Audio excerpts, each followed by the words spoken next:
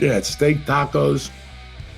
Then Friday night at the Mothership, fucking whatever, brought in barbecue, Terry Black, Oh, nice. That's thing of great. brisket, a thing of turkey, and a thing of fucking sausage. I didn't touch the sausage. The turkey was to die for. I wish I could have brought the tray with me. And I had some brisket. The brisket was so good and so thick. The next morning, Saturday morning, I got up and I had breakfast and I went for my morning walk and I smoked the number and I had to run back to the hotel because I had to take a shit, right? So I sit on this toilet. I know it's going to be deadly. So I don't even go into my room. I go right in the whole lobby. There's those nice bathrooms. And this is a great hotel.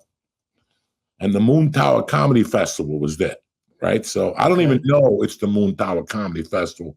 I get there, I see Mark Maron, I see Brad Williams, I saw Roy Wood and Rachel Feinstein. It was great to see Todd Barry. It was great to fucking see him, one of my favorites. And anyway, I took this fucking dump at about 10 in the morning, right? And, this is a nice hotel. They got those porcelain tubs.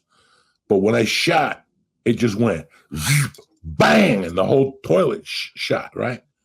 Like it rattled. I'm like, what the fuck's going on? So I look at it. It was just like a 6-incher, but it was heavy. It had some meat to it, like a meatloaf. And it wouldn't flush. Do you know I went back in there like a 4 to pee, and the shit was still on the bottom, and it would refuse to flush. I must have stood there for 10 minutes flushing the toilet. I was so embarrassed. It wouldn't give in. This was in the front lobby of the hotel? Yeah. And it didn't smell. It was just, a fucking missile in there. It looked like a Zeppelin in the toilet. It looked like a Zeppelin. That's what it looked like. And then finally, after like 20 minutes of flushing, it finally just, I don't know. Oh, Jesus Christ. I left a little piece of nicotine gum to let them know it was daddy. You know what I'm saying? That's your calling card, the nicotine gum bandit? You're just fucking... So everywhere I hang out, like if I go to jiu-jitsu, I look at the parking lot, there's all yellow gum. If I go to my gym, there's 20 yellow gums. That's the mark of the Cuban, the nicotine gum. Jesus. And then I want to talk about you leaving, you not shitting in your room. Will you leave your room to go shit in the lobby? Like if you know it's going to be bad? Well, you're downstairs already. Nobody goes to those bathrooms downstairs, just chubby professionals like myself that know about that hidden gem. I love hotel rooms, but there's 2 things I hate about hotel rooms. Going to the bathroom in a hotel room and eating in a room. Okay. I really don't like eating in a room. I don't like people in my room. I don't know who I hate worse in my room, guys or girls. Oh, yeah. I'd rather not have want anyone in my room. When we do Vegas, it's a suite. So I would have everybody come up. We would order room service and smoke weed. But you have a living room. Do you remember that? Yeah, of course, yeah. No, that was a cool room. It was, but it was a pretty great weekend. I'm really proud of Redman. He put something nice together down there. Oh, nice. And it was a nice club. I mean, it was packed. I just didn't do well. I was clunky that night. I was still fucking high as fuck. I was high for about 7 hours. Jesus. Heavy, like those heavy 7 hours where you're like, oh, I had to question myself. When I would walk, I'd huff and puff from the anxiety. I was high.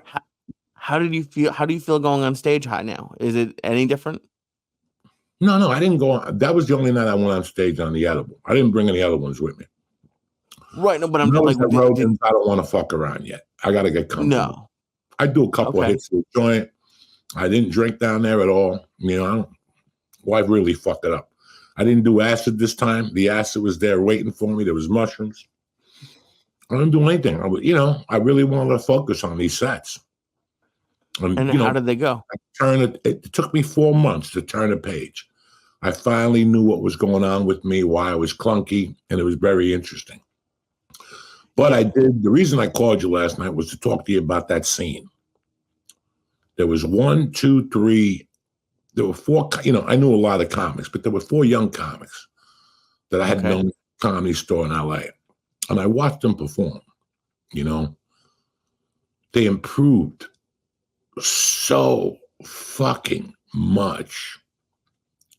Hassan, Natat with the fucking beard. Hassan Ahmad. I think Hassan. I'm mispronouncing his last name. He has a podcast with Derek Unbelievable. Poston. Yeah. Just unbelievable. Mm-hmm. Opening up the room every night, confident. You know, you see it and it inspires you.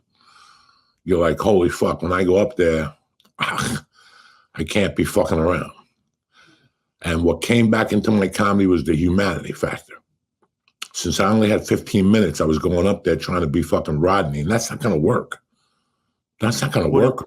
You got to slow them down a little bit, talk to them, let them know what's going on in your world, and then attack from there, piece them from there. It's like, so I figured that out after 4 months. It took me 4 or 5 months.